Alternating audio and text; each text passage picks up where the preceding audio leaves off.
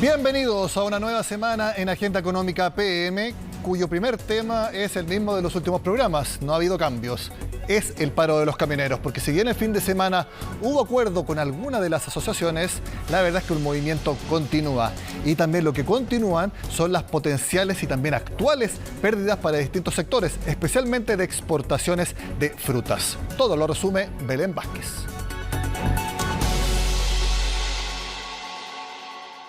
Es un efecto dominó que, si no se detiene pronto, podría dejar enormes pérdidas a la cadena productiva del país. De esa magnitud es la advertencia que hacen el gobierno y los gremios de alimentos a los camioneros, cuya movilización ya entró a su segunda semana y que tiene muy irritado al ministro del Agro. Y estamos disponibles, insistimos, como todos los actores lo han dicho, a seguir dialogando también con los descolgados. Pero que los descolgados se descuelguen de la imbecilidad que está generando daño al país. De momento, según el reporte del Ejecutivo, hay 5 regiones que presentan problemas con el abastecimiento de productos frescos como frutas, verduras, lácteos y carnes. De ellas, Arica y Coquimbo son las más críticas, donde no han llegado las provisiones de fruta nacional ni importada. Además, en el Maule, la logística silvoagropecuaria ha tenido dificultades. Asimismo, durante el fin de semana, en los puertos algunos camiones pudieron dejar los contenedores con mercancía, pero no retirar otros vacíos para nuevos cargamentos. Al final lo que ocurre es que la gente, sobre todo la población, demanda y no encuentra producto o encuentra menos producto, y eso, bueno, ley de oferta y demanda básica, efectivamente los precios pueden tender a subir, ya algo ha subido, todavía marginalmente, pero esta semana puede ser muy crítica a ese respecto. La cosecha de cerezas paralizó este lunes, según indicaron los exportadores de fruta, lo que pone en riesgo cerca de 300.000 empleos de temporada.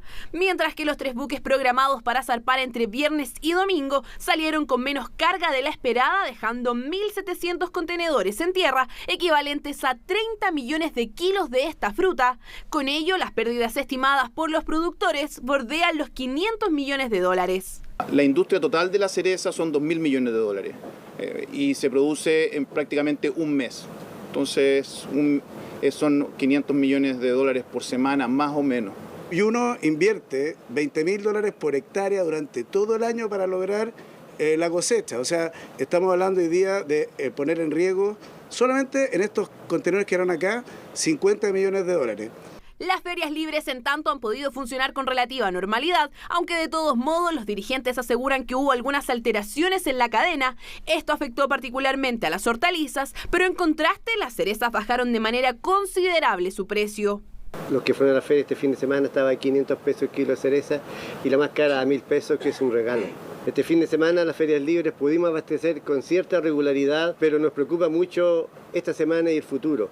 La ganadería local, que suele mover 1.600 fletes al día, tiene plantas funcionando a un turno y al borde de su capacidad, lo que ha generado otras consecuencias. Las faenadoras se van llenando, nosotros tenemos producto fresco y congelado, las capacidades de almacenamiento son limitadas. Entonces llega un minuto en que, igual que en la fruta, cuando ya las cámaras están llenas, tienes que dejar de cosechar, y en el caso nuestro tenemos que dejar los animales en la granja, esperando tener la posibilidad de enviar a la faenadora.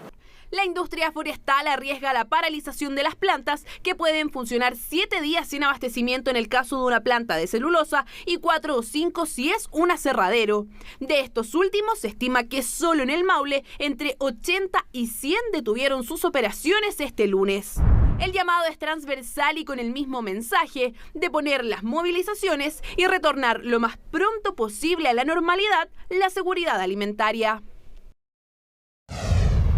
El dólar continúa con su alta volatilidad, esta vez con una caída de casi 10 pesos respecto al cierre del viernes. Lo analizamos junto a Sebastián Espinosa, estratega de mercados de XTV. Sebastián, ¿cuál es la razón que explica que ahora el dólar caiga en nuestro país y yo me imagino que también en el resto del mundo? Hola Nicolás, ¿cómo te va? Bueno, sí, estamos viendo un dólar que hoy día está retrocediendo, a pesar de haber mostrado un inicio un poquito a la alza, un poquito plano, terminó cayendo hasta cerca de los 910 pesos.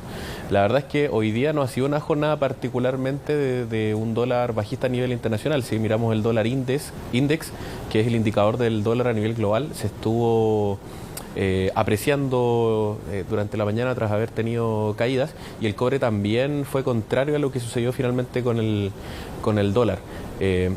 Esto igual viene derivado de un par de días en Estados Unidos que fueron de poco movimiento por los feriados, entonces bueno, tiende a haber algún tipo de anomalía en la cotización del dólar.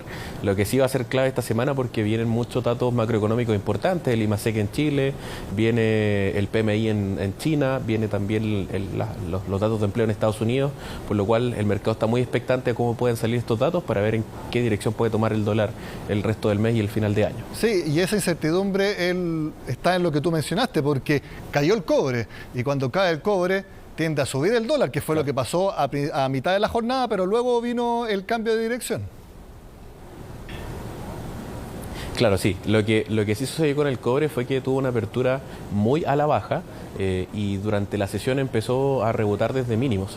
Entonces esa apreciación también pudo aminorar el sentimiento ya más positivo en el dólar y tendió a retroceder un poco. Distinto hubiera sido que hubiera tenido una caída más prolongada del cobre y que durante la sesión hubiera seguido con estas caídas. Tampoco ayudan mucho las noticias que vienen de China en relación al coronavirus, porque, bueno, si bien hace semanas atrás hablábamos de quizá una relajación en las medidas, hoy día estamos hablando de gente protestando en las calles para que relajen las medidas porque no lo están haciendo. Y vemos máximos de coronavirus en China y, bueno, todo lo que ello implica de inmediato para las proyecciones de materias primas. Con ese aspecto que tú mencionaste, pero también los datos que dijiste, que vamos a conocer el IMASEC el jueves acá en nuestro país, que uno imagina que si es menos malo, porque se espera que haya una caída, tanto anual como desestacionalizada, pero si es menor a lo que se espera, eso también haría que el dólar caiga debido a la apreciación del peso. Sí. Lo bueno es que se juntan varios datos en esos días, entre miércoles, jueves y viernes. Entonces cualquier dato malo puede verse en nota perjudicado por algún dato externo que sea positivo.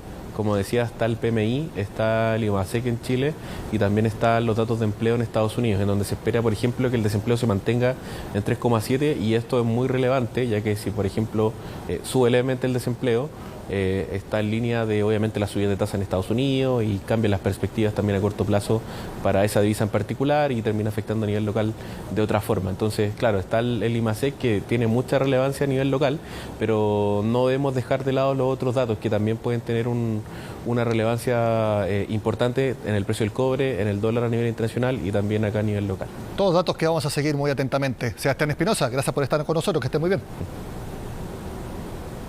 Hasta luego, que estés bien. Chao, chao.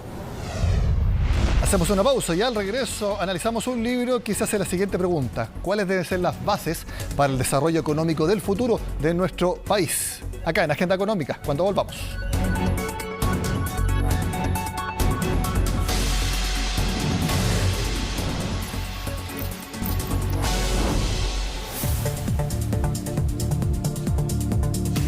Desde la pasada Convención Constitucional hasta la fecha se está hablando de cómo debe ser el futuro económico de nuestro país. Precisamente ahora en Agenda Económica vamos a analizar una serie de propuestas precisamente que puedan sentar las bases del desarrollo de nuestro país en el mediano y sobre todo en el largo plazo. Para eso está con nosotros el economista, ex vicepresidente de Corfo, el actual presidente del Centro de Investigación, Economía y Sociedad de la Universidad del Desarrollo. Lo ven ustedes a Hernán Cheire. Gracias por estar con nosotros, Hernán. Hola, buenas tardes, Nicolás. Hernán viene porque presenta este libro, lo podemos ver acá, un decálogo para que Chile vuelva a progresar. Y algo muy interesante, porque ustedes proponen distintas medidas, aquí lo vemos de nuevo, con experiencia de distintos países nórdicos, Taiwán, Nueva Zelanda, Australia, Corea del Sur, que son generalmente los países que ustedes los académicos citan como ejemplos para que Chile también pueda imitar los pasos correctos a seguir. Bueno, este libro coautorado con Mauricio Rojas, la pregunta que nos hicimos es, hoy día se discute mucho cómo seguir y cuál debe ser el rol del Estado. Este gobierno ha sido muy proclive desde su programa a que el Estado sea mucho más intervencionista, que, como ellos lo dicen, ¿verdad?, que sea un orientador de la estrategia de desarrollo, un poco con la lógica de que el modelo actual, entre comillas, se agotó, entonces que hay que hacer otras cosas. Entonces la pregunta que quisimos respondernos con Mauricio es, pero a ver, ¿cómo lo hicieron Taiwán, Corea, Suecia, Noruega, Finlandia, Irlanda, para haber sido desarrollados en su tiempo países que eran pobres. No elegimos países desarrollados, los grandes, Alemania, Estados Unidos, Gran Bretaña. No, nos fuimos a los países más como periféricos, pero que lograron dar este salto. Y más que los académicos citemos mucho estos países como muestra de dónde se llegan, es el mundo político. Todos dicen, oye, nos gustaría ser como Suecia. Fantástico, y todos asocian a Suecia a un estado de bienestar grande, un estado muy intervencionista, etcétera. Miren lo que hizo Corea, miren lo que hizo Taiwán, etcétera. Entonces quisimos hacer un zoom a cada uno de estos países con bastante detalle y después a partir de eso sacar lo que denominamos 10 lecciones para que Chile vuelva a progresar, a partir de esas experiencias. Y en esos países el Estado o el tamaño del Estado, sus roles, ¿tienen aspectos en común? Porque me imagino que obviamente hay diferencias, pero por la misma discusión que usted planteaba, si Chile necesita más Estado o un mejor Estado, esos países, ¿qué es lo que demuestran? Lo que esos países muestran es que más allá de la discusión si el Estado es más grande o más chico, se requiere un mejor Estado, un Estado profesional, un Estado en el cual las cosas funcionan. Voy a citar el ejemplo de Suecia. Suecia tiene una carga tributaria mucho más alta que la de Chile y siempre se asocia a Suecia al estado de bienestar. Pero en ese estado de bienestar sueco, las personas pueden libremente elegir en qué colegio llevan a sus hijos, pueden elegir establecimientos de salud. Una parte de los fondos de pensiones del sistema previsional de allá se administra bajo cuentas individuales que la persona elige. Entonces, uno mira a Suecia y dice, bueno, para ver qué es puro Estado. No, eso es un mito. Suecia es muy distinto hoy día. ¿Qué tienen en común esos países? Por ejemplo, son países que están todos en el top 10, la mayoría de los países que analizamos, de libertad económica, libertad para emprender, facilidad para hacer nuevos negocios. Es decir, lo que nosotros denominamos en el libro, más que un Estado emprendedor, que es el que ha impulsado la economista Mariana Mazzucato, que es un poco gurú de algunos funcionarios públicos. Y que la mencionan harto en el libro, claro, bastante en tono de crítica. Sí, y nosotros somos más proclives de lo que sería el Estado facilitador, que facilita las cosas. Y obviamente hay una línea que trazar ahí, pero no es que nosotros pensemos que el Estado no tiene que tener un rol. De hecho, en la mayoría de estos países, en todos, lo ha tenido, pero no necesariamente en la lógica esta emprendedora. Y países, por ejemplo, como Corea, que en su tiempo fue muy intervencionista, que seleccionó sectores productivos, que le entregó crédito en condiciones preferenciales. Bueno, al cabo de un tiempo tuvo que abandonar esa política y después se ha transformado y hoy día apoyan los emprendimientos innovadores. Mira qué cambio. Lo que se ha venido haciendo durante el último tiempo, los últimos años en Chile. Entonces, de nuevo, cuando uno mira Corea, no nos quedemos con la caricatura de los años 70, quedémonos con lo que está haciendo Corea hoy día. Ustedes hablan, en resumidas cuentas, de un Estado profesional, transparente, independiente, que sea limitado, pero fuerte, ágil y también eficiente. Entonces, un Estado facilitador, pero cuando haya que hacer correcciones, tenga la capacidad de hacerlo. Por supuesto, tiene que hacerla, y hay muchos casos en los que tiene que hacerla. Y un rol fundamental, a juicio nuestro, del Estado en esta materia es fomentar la competencia. Al final, la competencia es el mejor generador de innovaciones. Cuando hay emprendedores que tienen incentivos para innovar, para hacer emprendimientos nuevos, lo van a hacer, porque está en el interés de ellos y también en el interés de la ciudadanía como un todo. Hay que pensar que al final las nuevas cosas que están saliendo surgen de una interacción entre emprendedores y consumidores. Todas estas aplicaciones nuevas que hoy día utilizamos, y sin hacer propaganda ninguna en cuanto a alojamiento, transporte, alimentación, etcétera, no nacieron porque el Estado arriba dijo hágase tal aplicación. Lo hizo porque estuvo en el interés de emprendedores y consumidores y generaron una solución que generó valor para todos. Imagínate, Nicolás, que todas esas decisiones, las grandes misiones de las que habla Mariana Mazzucato, todas las tenga que decidir el Estado arriba y que sea una economía basada en misiones que decide el Estado a un nivel superior. Obviamente eso deja a los emprendedores en un rol absolutamente secundario como actores de reparto y no hay ninguna evidencia empírica, salvo casos muy puntuales que muestren que ese es el camino. Pero, por ejemplo, ahora lo que parece una política de Estado es apoyar el hidrógeno verde. Lo empezó apoyando el expresidente Sebastián Piñera y ahora el gobierno Gabriel Boric lo potencia aún más. Ahí claramente hay una decisión del Estado por ir directamente a impulsar un sector en particular. ¿Ahí está bien o está mal? A ver, yo considero que está bien, pero hay que hacer una precisión. Históricamente, y me tocó a mí en la Corfo también la discusión, si apoyar a sectores específicos o no. Nosotros fuimos partidarios de no apoyar a sectores específicos porque eso implica discriminaciones, hay riesgos de captura, de grupos de interés que van a querer que se coloquen más recursos en esa dirección. Y después una mirada distinta es, mire, más que apoyar sectores, hay que apoyar desafíos nacionales, misiones nacionales.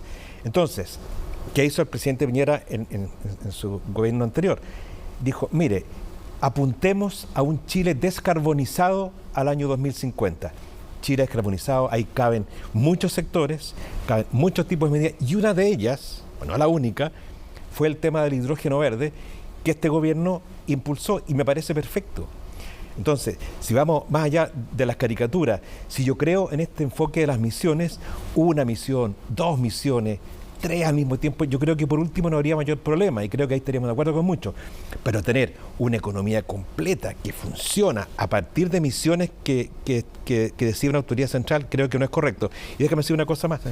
Esta misión del hidrógeno verde, o sea, de la descarbonización, y que tiene el apoyo del hidrógeno verde como una medida específica, que hoy día como la misión estrella, o el programa estrella que tiene el gobierno, el primer escalón, una empresa privada que va a recibir fondos públicos, quiere instalarse en Punta Arenas, y en el primer escalón los organismos regionales ahí le colocan una traba y dicen que el estudio de impacto ambiental hay que hacerlo de otra manera. Entonces, te fijas, yo creo que cuando hablábamos de calidad del Estado o agilidad del Estado, aquí se está demostrando en la práctica que, dado la forma como es el Estado chileno, en la práctica ni siquiera estas cosas se pueden llevar adelante. Pero el problema de eso es independiente del gobierno turno, porque el Estado chileno crece año a año, todo el tiempo, independiente de quién esté gobernando, y al revés, no es que sea un Estado más grande y más eficiente, generalmente es un Estado más grande y menos eficiente.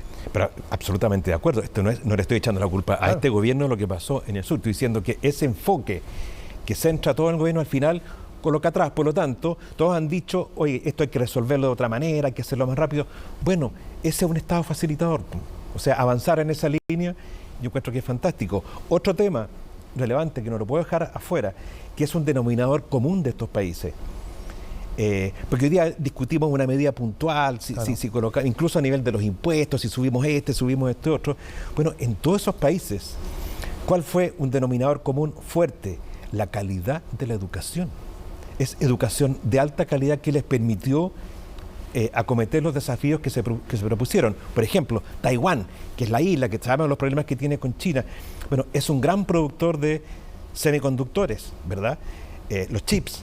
Y es un país que ha tenido muchos problemas a lo largo de su historia, ¿verdad? No tiene recursos naturales, pero tenía una población, una fuerza de trabajo bien educada, bien capacitada, que fue capaz de producir eso. Hoy día estamos colocando paneles solares, porque dentro de esta lógica del hidrógeno verde y el Chile descarbonizado, bueno, hay ocasiones en que para resolver problemas tenemos que traer técnicos desde el extranjero, no los tenemos en Chile. Entonces, claramente, invertir más en educación, para mi gusto, sería como la política industrial más potente que podríamos seguir. Siempre se habla de invertir primero en educación primaria, también fortalecer capacidades técnicas, etcétera, pero al final la discusión política, ¿en qué se ha centrado en el último tiempo? Gratuidad o no, mantener los colegios abiertos o no, pero en lo que se enseña, las materias que se cursan, las mallas curriculares, eso no está en la discusión de nadie. Pero absolutamente. Y el ejemplo que tú estabas dando y que yo mencionaba de los peligros de estos estados tanto poderosos más allá que su tamaño, es que es capturado por sectores políticos. Entonces es obvio, todos los estudios muestran que hay que fortalecer la educación en etapas tempranas. Pero ¿qué pasa con esta discusión que no es académica? Son presiones políticas que se dan. Gana al final la gratuidad en las universidades, gasta darle más plata a las universidades. ¿Te fijas? Ese es el peligro de tener una institucionalidad que está muy basada en lo que hace el Estado, porque el Estado es fácilmente capturable por grupos de presión que, en base a sus intereses, que lo encuentro legítimo desde el punto de vista de ellos, presionan en otra dirección, pero eso no necesariamente nos lleva a lo que es mejor para la sociedad. Aparte de estos temas, ustedes mencionan libertad económica y flexibilidad para emprender, mercados abiertos, evitar el proteccionismo, que incluso lo denominan la industrialización de invernadero, es decir, una industria, pero simplemente que se queda dentro del país. También hablan de la certeza regulatoria, propiedad privada, estabilidad macroeconómica. conceptos que su sector político ha pregonado hace décadas. Entonces, la idea es mantener eso. Ustedes hablan como un perfeccionamiento del modelo chileno, más que un cambio radical. Por supuesto, yo creo que siempre hay que ir perfeccionando cosas y en mi opinión lo fundamental es fomentar aún más la competencia, que nuevos emprendedores puedan desafiar a los actores incumbentes en los distintos mercados con nuevas soluciones. Eso al final se traduce en menores precios, se traduce en que a los consumidores les llegue más fácilmente una serie de servicios que ellos necesitan, pero hay que ir eliminando trabas. Un ejemplo concreto de eso, hoy día a raíz del paro de los camiones, se habla de la importancia de fomentar también otra carretera que tiene Chile, que es el mar. Bueno, desde hace décadas viene congelado el tema del cabotaje marítimo, que en la legislación chilena está reservado a naves con bandera nacional. Y cuando vienen buques de otras partes, con otras banderas, ¿por qué no permitir que ellos hagan transporte entre distintos lugares de Chile? Está reservado. Entonces, eso es una falla, más que del mercado, es una falla del Estado, que no ha sido capaz de bajar esas barreras para que pueda aumentar la competencia, así bajaría el costo de los fletes, habría mucho más facilidad para transportar, etcétera. Ese es un ejemplo. Mi última pregunta, y tiene que ver con un punto que yo encuentro de toda lógica, pero me parece que es el más difícil de conseguir ahora. De hecho, ustedes lo denominan como una de las 10 lecciones. La búsqueda de amplios consensos que permitan la cohesión del país. Toda la discusión política en estos momentos apunta lamentablemente al revés, a distanciamiento, a polarización, a la misma fragmentación de los partidos políticos, que son decenas actualmente. ¿Usted cree que se pueda en estos momentos en Chile lograr amplios consensos que permitan la cohesión del país? Más que responderte si se puede o no se puede, yo creo que se debe. O sea, no tenemos vuelta. Yo creo que tenemos que hacer eso, y por eso es que lo destacamos como también un hito que fue clave en estos otros países. Lograron ponerse de acuerdo. Un país como Nueva Zelanda, como Australia, que en su minuto, a comienzos de los 80, venían de todos los problemas de cierre de la economía, de distorsiones. Bueno, fue un gobierno laborista el que impulsó una cosa que era distinta a lo que pensaban y logró acuerdos con los otros. Entonces, se puede. Entonces, cuando uno dice, oye, que los otros países lo hicieron, hagámoslo. Pero ojo, aparte de lo que hemos señalado, libertad económica, de equilibrios macro, etcétera, ojo, y apertura al comercio internacional, lo destaco, porque hoy día, eso que todos lo hicieron, con más fuerza unos que otros, quizás con subsidios a las exportaciones, pero siempre miraron el mercado externo. Y ahora Chile todavía está sin aprobar el TPP-11, ¿verdad? Entonces, ¿en qué estamos? Los países que ellos admiran también lo hicieron, siempre la apertura. Entonces, avancemos en esa línea.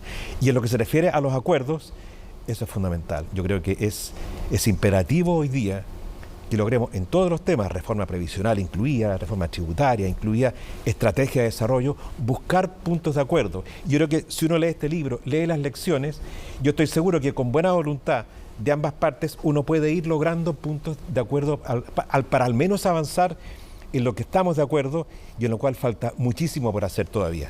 Un decálogo para que Chile vuelva a progresar, lecciones internacionales sobre el Estado y el desarrollo. Es el libro que escribió Hernán Cheire junto a Mauricio Rojas. Y Hernán, le quiero agradecer por haber estado con nosotros. Gracias, Nicolás. De esta manera terminamos la agenda económica de esta jornada. Sigan con nosotros acá, en CNN Chile.